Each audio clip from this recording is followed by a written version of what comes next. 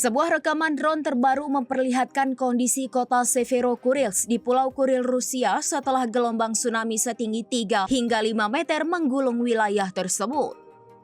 Tampak dalam video Pulau Kurilsk nyaris seluruh pesisirnya terendam air yang hingga kini belum surut.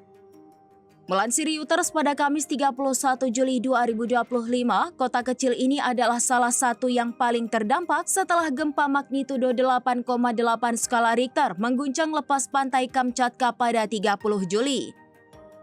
Gelombang tsunami di kawasan Kurilsk mencapai 3 hingga 5 meter yang menyebabkan banjir signifikan.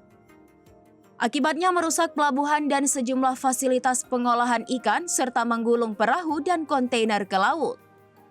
Video drone ini telah diverifikasi oleh Fox Weather sebagai milik lembaga riset geofisika Rusia.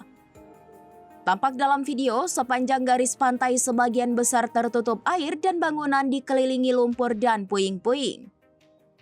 Otoritas setempat menerapkan evakuasi cepat sehingga meskipun terdapat korban luka ringan, tidak ada laporan tentang korban jiwa di Severokurilsk.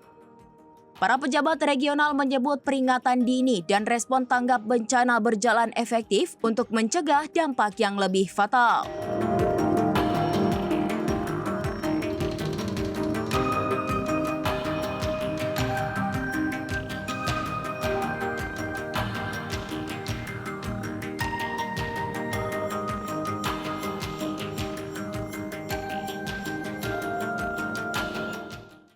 Download Tribun X sekarang, menghadirkan lokal menjadi Indonesia.